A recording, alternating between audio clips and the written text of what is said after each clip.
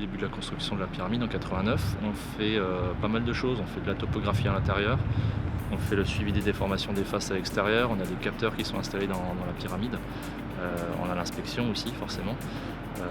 Et donc c'est des opérations qu'on a répétées cette semaine là, en fait c'est des opérations qu'on fait tous les ans. Aujourd'hui là on est sur une opération de vol de drone sur l'extérieur de la pyramide.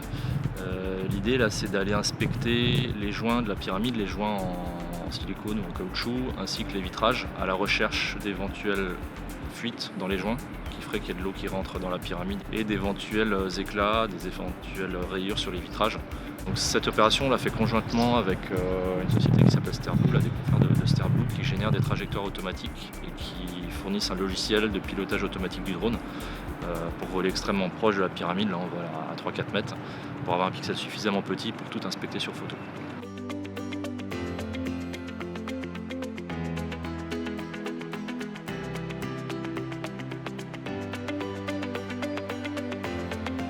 Donc hier soir par exemple il y a eu une opération de nuit là, de 22h à 4-5h du matin où on avait 2 stations totales de théodolite qui permettent de viser en fait des cibles qui sont réparties partout dans la pyramide. Donc on a une vingtaine de cibles dans la pyramide à chaque fois aux 4 coins, sur les arêtes, au zénith. Et en fait on va regarder la position des cibles dans l'espace au dixième de millimètre près.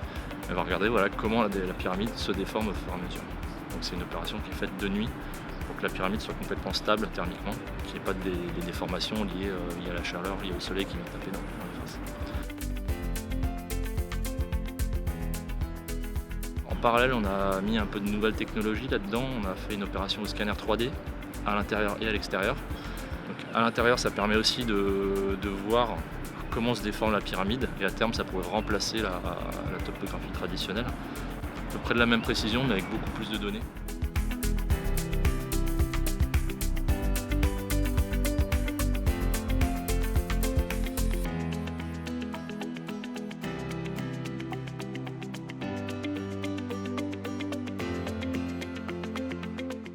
Il y a une autre opération qui a été faite lundi qui est le nivellement de la base de la pyramide. Donc le carré qui est à la base, en fait on garde pareil l'altitude au dixième de millimètre près depuis 1989 pour voir le tassement de la pyramide, le tassement différentiel et le tassement par rapport à des références qui sont bien plus loin.